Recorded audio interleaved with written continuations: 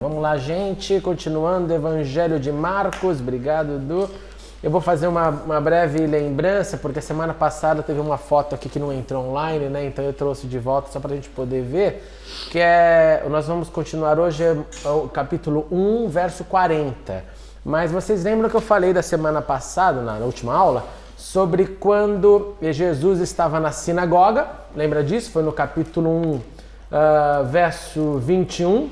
Depois que Jesus, a Bíblia diz, eles foram para a sinagoga, logo chegou o sábado, Jesus entrou na sinagoga. Bom, aqui está literalmente a sinagoga de Cafarnaum. Entretanto, como eu mencionei, essa sinagoga, você está vendo que ela é toda com uma pedra clara, né? Uma pedra clarinha, tá vendo o chão, os pilares. Mas essa sinagoga, ela foi construída em cima, só para você ver os arredores, da sinagoga que Jesus realmente esteve. Então, se você, por exemplo, ver as pedras aqui mais de baixo, agora dá para ver aqui o mouse, né? Essas pedras daqui dessa área para baixo, a pedra vai começar a ficar bem preta, bem escura mesmo, que é uma pedra que acredita que é pedra resultado de lava vulcânica. Então, essa é a sinagoga que Jesus esteve. Agora, essa sinagoga que está aí, que você está vendo, ó, tá vendo aqui, ó, fica bem escuro, né? Tá vendo? Tudo aqui para baixo que vai ser a estrutura original. Agora, a parte legal é que essa sinagoga, sim, está construída exatamente em cima da que Jesus pisou, ensinou e aconteceu todas as coisas. De modo que quando você visita Israel e vai para a sinagoga de Cafarnaum, você está exatamente na localização. Com a diferença que é uma estrutura sobre a outra, um nível exato, um nível a mais que o outro. Esse é o primeiro highlight que eu queria fazer referente ao verso 21. Segundo ponto, como lembrança, no verso 29, nós lemos que logo que saíram da sinagoga. Logo que saíram da sinagoga. O que significa isso? Que nós estamos falando aqui do Shabat, claro, Jesus está lá, o texto disse que era sábado. E quando eles saem da sinagoga, a pergunta que a gente tem que na hora lembrar é: sai da sinagoga, vai para onde, fazer o quê? Porque senão não teria por que Marcos escrever esse detalhe. Logo, existe uma conotação de tempo. Saíram daqui e já foram para lá. E foram fazer o quê? Bom, eles foram literalmente comer. Porque o processo era: sinagoga, você vai na sinagoga na sexta-noite, tem o culto, tem o momento, vai para casa e come. De manhã, você acorda, vai para a sinagoga, volta e come. Fica à tarde em casa. Vai para a sinagoga pela terceira vez, à tarde, que é o pôr do sol. E aí o que você faz? Tem o último culto, que é o encerramento disso que Marcos fala, do sábado, do Shabat. Aí você encerra ali, encerra quando? Quando tem 3 estrelas nos céus. Quando tem 3 estrelas no céu, significa acabou. Aí o que você faz? Volta e come de novo.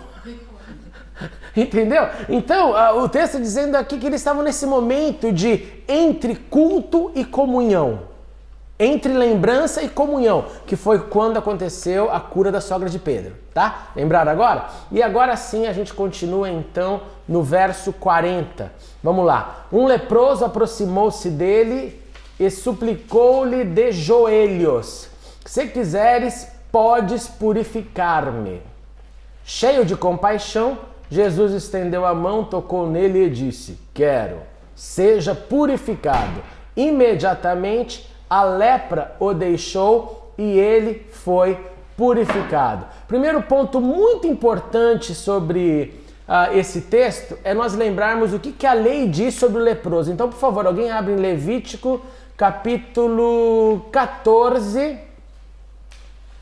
Levítico 14. Não, vamos ler o 13, verso 45. Levítico 13, 45. Alguém, por favor, abre e acha. Quem ficar leproso, apresentando quaisquer desses sintomas, usará roupas rasgadas, andará descabelado, cobrirá a parte inferior do rosto e gritará: impuro, impuro.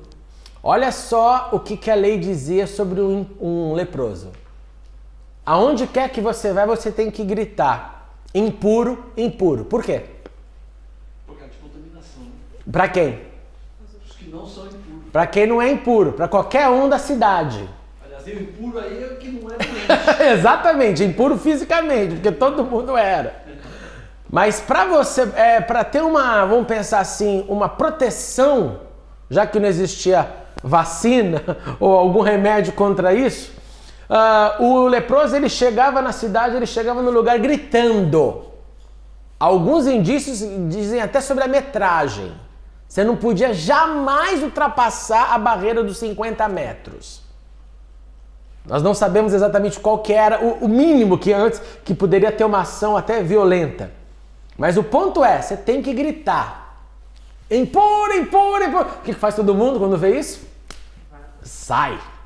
E se porventura ele não puder entrar naquele lugar, por exemplo, se tiver um grupo sentado no lugar, não, a gente não vai sair daqui, você que não vai vir. Então nesse processo de grito é onde aconteceu o diálogo. Aqui não, vai embora. Tipo, a gente não vai sair daqui. Tá? Essa é a lei. Quem foi que determinou que o camarada era impuro? Era leproso mesmo? Quem? O próprio sacerdote, né? O sacerdote. Quando apareciam as primeiras manchinhas na pele, a lei, por favor, leia esse capítulo em casa que vale a pena, dizer, você vai se apresentar para o sacerdote vai dizer, o que é essa bendita ferida aí? Se ela é final, conclusiva, ela é lepra, você já vai se isolar, ou se não. Ou se ela vai demorar um tempinho, vai sair, aí você vai ficar impuro por um tempinho, daqui a pouco a ferida passa e você não é leproso. Tá? Esse é o contexto. Então, o suspeito vai até o sacerdote o declara leproso, impuro, terminal ou por um período. Se ele é terminal, ele é afastado da cidade. E a volta dele na comunidade só poderia acontecer se, por um acaso, essa lepra sumisse e o sacerdote o reabilitasse a viver no convívio da comunidade. Tá bom? Diante disso, qual que é o problema que Marcos aqui está nos mostrando? Só fazer Vai, por favor. Interessante que a lepra é uma doença, hoje a gente sabe que ela não cura sozinha. Ela não tem cura. Aliás, ela tem cura hoje por causa de medicamentos potentes que tem aí, né? Mas ela vai comendo. Mas ela naquela época não existia, então havia erros de diagnóstico. O diagnóstico era errado. Diagnóstico errado Por isso que tinha o tempo de carência. Espera. Exatamente. Isso é exatamente. Como não dava para entrar naquela época com os detalhes, vamos pensar assim, científicos da situação, espera só e tá tudo exato, espera e tá tudo bem. Agora, gente, se essa era a lei em vigor, a lei em vigor era essa, qual o problema desse texto? Só disso que a gente acabou de ler aqui. Um leproso aproximou-se dele e suplicou-lhe de joelhos: se quiseres, podes purificar-me. Cheio de compaixão, Jesus estendeu a mão, tocou nele e disse: quero, seja purificado. Imediatamente a lepra o deixou e ele foi purificado. Qual que é o problema desse texto? Qual? O problema é que Jesus ele tocou no impuro. Antes disso? O leproso estava circulando. Não gritou, não falou nada. Estava leprosinho, só chegou. Ele ficou... Aí você fala, mas por que ele teria que falar? Por quê? Vai na narrativa do cego de Jericó. Yeshua bar Davi, tem misericórdia de mim. Jesus, filho de Davi, tem misericórdia de mim. Isso é normal acontecer. Pedindo ajuda o cego lá. Pedindo, eu tô aqui. Eu não enxergo fisicamente, mas sei que você está na redondeza, vem aqui. Esse aqui vai quietinho. E o que te lembra? Não lembra a mulher do fluxo? Quietinha também, no meio da multidão. É uma fé. Tá todo mundo tocando, mas ela fala, eu vou tocar e acontecer. E quando tem um toque dela, o que a Bíblia diz? Saiu virtude de Jesus e ela foi curada. Então esse leproso é um camarada de fé. É lindo isso. Marcos está dizendo pra gente, esse camarada ele vai quietinho, na surdina, e nesse processo, e ele tem a noção, que eu acho que esse é um dos pontos lindos que Marcos está tentando ensinar para a primeira audiência do Evangelho, que é, primeiro fé, ele se aproxima. Segundo, quebrando o protocolo, né? Sem avisar o que ele é. Ele sabe que tem solução. Segundo, humilhação. Ele vai de joelho. Ele chega de joelho, suplica. E na súplica dele de joelho tem um componente fortíssimo. Que é o quê? Ele pergunta, ele fala, se quiseres, pode purificar-me. O que significa isso? Que a vontade de Deus é soberana. Que se ele não quiser, bem-vindo Davi, se ele não quiser, não purifica ninguém. Não deu ordem. Esse camarada que sabe pouco e sabe muito ao mesmo tempo, ele percebe que cura está nas mãos de Deus, mas que Deus que determina quem ele quer curar. E esse é um ponto seríssimo para a gente parar para pensar, porque existe uma cultura de que Deus tem que curar todo mundo a qualquer minuto, e isso não é bíblico. Isso não é bíblico no Antigo Testamento, quando o profeta morre de doença. Isso não é bíblico no Novo Testamento, no primeiro evangelho, quando o primeiro evangelista, escritor já mostra, ó, nesse processo aqui ele fala, eu sei que o Senhor pode. Esse sujeito ele deve ter visto ou ouvido Exatamente. os milagres de Jesus. Né? Exatamente. Escutou, eu sei que ele teve fé demais, porque ele podia ser denunciado. É um típico texto que poderia acontecer assim. E um fariseu, vendo a ação do leproso, gritou, impuro, impuro. Mas não. O que está em jogo aqui é a fé dele e a vontade soberana de Deus. E aí sim, eu quero que você seja curado. É isso que eu tenho, esse é o meu plano para você. Como que a gente tem que lidar com isso então numa parte prática? Que todas as vezes que a gente vai até o Senhor, nós não podemos esquecer a bendita e santa oração do Pai Nosso, que seja feita a tua vontade. Eu clamo, você clama, nós clamamos, mas Ele pode falar, eu quero, vou curar agora. É a história do servo e do Senhor. Né? Exatamente. Nós somos servos. Nós somos somente servos. Pode dar ordem para Deus. Jamais. Verso 43. Em seguida, Jesus o despediu com uma severa advertência. Olhe, não conte isso a ninguém, mas vá mostrar-se ao sacerdote e ofereça pela sua purificação os sacrifícios que Moisés ordenou, para que sirva de testemunho. Ele, porém, saiu e começou a tornar público o fato, espalhando a notícia. Por isso, vou repetir, por isso, Jesus não podia mais entrar publicamente em nenhuma cidade, mas ficava fora em lugares solitários. Todavia, assim mesmo, vinha a ele gente de todas as partes. Bom, o que Jesus faz com esse camarada segundo Marcos? Na cura do leproso, Jesus fala, você tem que ser reabilitado socialmente. E para você ser reabilitado socialmente, você vai ter que visitar o sacerdote, tá bom? Você vai lá e você não conta nada para ninguém. Olha, não conte isso a ninguém. Lembra que eu falei na introdução que o Evangelho de Marcos existe o chamado segredo messiânico? Que é Jesus sempre falando, não fale, não passe a notícia. Agora, gente, vamos lá, vamos voltar bem para a terra agora, né? O que acontece quando você fala para alguém assim, Nica? Não conte pra ninguém.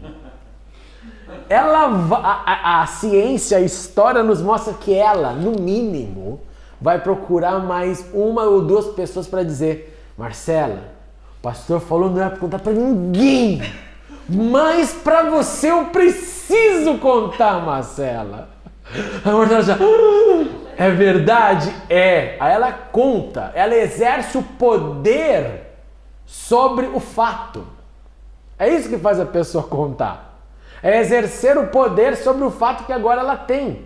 Ela vai e conta para Marcela. Marcela, anjo. Olha, não era para contar, mas eu preciso te contar isso. Eu não posso ficar sozinho. Não posso ficar sozinho com isso. Todo mundo concorda que isso é natureza humana. Certo? Por que Jesus então falou pro cara, não conte para ninguém? Vai pro sacerdote, cumpra o papel, a legislação que existe. Por que Jesus faz isso? Acho que Jesus tinha certeza que o cara ia contar. Quem concorda? E também eu vejo o outro Ele lado, está sabendo, né? que ele não queria que o pessoal chegasse a ele por conta do milagre, né? Sim, sim. Esse é o lado parece ser o espiritual. Ele quer que as pessoas cheguem através de outros valores que ele tem para oferecer. Porque ele não é um objeto na prateleira, né? Vem aqui que tem cura, tem pão, tem água. Não, ele é muito mais que isso. Ele é o salvador das almas. Agora, na minha opinião, eu concordo plenamente com a primeira posição. Eu acho que o segredo messiânico que Marcos coloca é justamente, tem esse embrião. Eu uso uma metodologia para você fazer aquilo que eu quero que você faça e que eu sei que você vai fazer. Sem que você saiba que você está fazendo aquilo que eu quero. Por aí. E a metodologia é, quando você fala para o ser humano não fale, uau. Número 2, o camarada não somente fala, quanto ele não obedece, né? É uma desobediência. Ele desobedece o que o cura. Não é complicadíssimo isso? Você era um leproso, eliminado da sociedade, humilhado, gritava, impuro. Agora, quem te salvou da sua enfermidade fala para você, faz assim agora. Eu acho que Marcos aqui está deixando bem claro assim, um quesito de humanidade, que a gente lê o texto 30 mil vezes e passa por esses detalhes. Tem pessoas que falam que se Deus curar ela vai ficar, a pessoa faz voto, aí ela vai fazer, servir a Deus, vai acontecer. Se Deus me curar, você tem uma enfermidade grave. A Bíblia nos mostra aqui claramente que pessoa com enfermidade grave é curada pelo Senhor e faz o contrário. Nem consegue obedecer um simples detalhe, o que é muito sério, eu acho. Sério e mostra a natureza humana. Porque houve a cura, no caso aqui, né? Houve a cura, mas a cura física. Agora, o lado do homem, de ser pecador, de errar, continua. Não era a cura do espírito do Continua. cara. Não sai falando. E o lado dele, humano, fez com que acontecesse um outro ponto. Agora, Marcos diz pra gente que Jesus não podia mais entrar publicamente em nenhuma cidade. Ele não pode ir até a cidade, mas o que está acontecendo? A cidade está vindo atrás dele. Agora, tem um outro detalhe também em relação a essa cura. Sim. A gente tem que perceber o seguinte, porque esses leprosos, eles viviam em comunidade entre eles. Sim. Agora, você imagina um cara que era leproso, que vivia no meio de leprosos, daqui a pouco chega lá e não está mais leproso. Imagina os outros no banheiro. Tudo doido atrás. Pô, cara, dá a dica aí, o que você fez? Com certeza. Como é que foi? Quer dizer, é um fato impossível de esconder, né? Como foi? Encobrir, né? Eu não queria ter contato, ia lá para o sacerdote. O sacerdote vai saber como é que ele foi curado aqui. Com certeza absoluta. Todo mundo ia querer saber a mesma. Queria saber qual a fórmula que você fez, qual foi o procedimento para você se livrar disso. Agora, para mim, realmente o que me choca é isso, é a metodologia que Jesus emprega para chegar nos seus objetivos divinos. Em outras palavras, ele conhece a natureza humana e sabe como a gente age. Capítulo 2. Poucos dias depois, tendo Jesus entrado novamente em Cafarnaum, o povo ouviu falar que ele estava em casa. A gente não pode se esquecer que Cafarnaum, sim, é a chamada cidade de Jesus. Dá uma olhada aqui nessa foto, que essa foto mostra exatamente qual que era a ideia, né, de Cafarnaum. Isso aqui é Cafarnaum hoje. Né, você tem aqui, tá vendo? Literalmente beira-rio, e aqui você tem como era a cidade antiga, né? Tá vendo? Ó, a sinagoga no centro da cidade. Essa cidade, o número que eu dei para, tá vendo aqui o porto, né? Você imagina aqui, isso aqui é uma reconstrução. E é interessante que pelo tamanho dessa sinagoga, a crença é que essa cidade, a melhor cifra, como eu já disse, seria em torno de 1.500 pessoas, tá? E essa sinagoga ficava bem no centro, tendo a vida em comum ali. E é aqui que Jesus decide fazer a sua casa. Então o texto é bem claro que Marcos, desde o primeiro evangelho, o quartel-general de Jesus era Cafarnaum. Verso 2. Então muita gente se reuniu ali, de forma que não havia lugar nem junto à porta. E ele pregava a palavra. Vieram alguns homens trazendo-lhe um paralítico, carregado por 4 deles. Não podendo levá-los até Jesus por causa da multidão, removeram parte da cobertura do lugar onde Jesus estava e, pela abertura do teto, baixaram a maca em que ele estava deitado paralítico. Vendo a fé que eles tinham, Jesus disse ao paralítico: filho, os seus pecados estão perdoados. Mais um ponto fantástico. Marcos usa muito disso, o visual, o ensino através do visual. E o ensino através do visual aqui, para a gente que lê, você tem que lembrar desse momento da seguinte forma. Jesus está fazendo um culto doméstico. Jesus está pregando aí, ó, Cafarnaum, numa dessas casas aqui, Jesus está lá pregando. Começa a vir gente, não cabe mais gente dentro. Esse paralítico sabe da situação e os seus amigos decidem ajudá-lo. E os seus amigos falam: nós vamos levar você. E quando chega no lugar, o empecilho. Qual que era o empecilho? A multidão. O que esses amigos fazem? Nós falamos para você que nós iríamos te levar lá. Então nós vamos com você até o final. Vai chegando perto, não tem como entrar na casa. O paralítico olha para os amigos olham para ele: nós falamos que você vai ver Jesus hoje. Qual que é o caminho? O único caminho possível: teto. O que tem no teto de uma casa em Cafarnaum? A estrutura aqui, lembra? Pedra e madeira. Pedra e madeira. Eles, por alguma forma, só Deus para responder isso, conseguem abrir esse buraco. E além de conseguir abrir esse buraco, eles conseguem descer esse paralítico. Gente, antes do milagre de Jesus, qual que é o maior milagre que está acontecendo aqui? Antes do milagre de Jesus. Porque Jesus vai fazer o fato aqui, vai olhar para eles, vai ver a fé, vai louvar a fé, vendo a fé que eles tinham. Que eles, hein? Não era para que eles tinham. Jesus disse ao paralítico: filho, os seus pecados estão perdoados. Existe uma influência do grupo, uma fé do grupo e um resultado no doente. A fé do grupo. Grupo de quem? Dos amigos. Mas o resultado é para o enfermo. Qual que é o grande milagre aqui que acontece antes do milagre? E aí? Jesus perdoou os pecados do cara. Esse é o milagre. Antes do milagre. Dos amigos levaram ele lá. Opa! De amigo que fala: eu vou com você até o final. Eu vou te levar, eu sou a solução para você.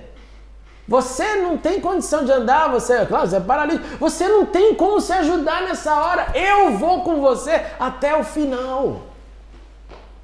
Quando você pensa na praticidade disso, você fala: meu Deus do céu, o milagre já começou a acontecer. Quando esses caras falaram: eu vou até o final. Que é um milagre raro em qualquer cenário. Não foi esse o milagre que Jesus tentou colocar no comportamento dos discípulos no Sermão da Montanha? Quando alguém te pedir para andar 1 milha, o que você faz? 2. Qual que era o contexto? Lembra para mim? Já contei muitas vezes essa história, vocês têm que lembrar essa história. Qual que era o contexto? De andar 1 milha, andar 2, qual que era o contexto? Quem lembra? Ninguém lembra? Hã? O contexto é: qualquer cidadão da Palestina é obrigado por lei a carregar escudo, espada de soldado por 1 milha. Qualquer cidadão. O soldado para na frente da tua casa, Marcos, e fala: Marcos, rua. Você estava lá na rede. Você já sabe, você pega o escudo do cara e você tem que andar 1 milha. Quando chegasse no final de 1 milha, o que você faria, Marcos? Põe no chão a fora e fala: tchau. E aí o que Jesus fala? Não, Marcos. Quando ele estiver esperando que você vai fazer isso, vai voltar correndo, xingando quando estiver longe, inclusive, você vai mais uma. Porque dele vai falar: Você é bobo? O que você tem na cabeça? E aí você vai falar, não. Eu tenho algo diferente no meu coração. Eu tenho uma realidade que me faz te servir mesmo diante dessa injustiça. E aí a casa cai. Jesus tentou deixar claro que esse era o grande milagre, ou o milagre do levar um tapa e virar o rosto. Milagre! Não é milagre? Eu nunca levei um tapa no rosto, um dia eu levei um no braço. Forte. Tava na rua, um cara chegou do meu lado e me deu um tabefe no braço. Sabe aquele que esquenta o braço? Até hoje estou perguntando por que eu levei esse tapa. Nunca vi o ser humano na rua. Tenho certeza que ele nunca tinha me visto. Devia estar pirado. Mas o cara passou do meu lado. Quando ele passou, ele veio por trás e meteu um ardeu. Sabe quando você vira pra pessoa, você vê a cena assim, você acabando com o ser humano? Eu vi a cena assim. Aí eu vi a cena e...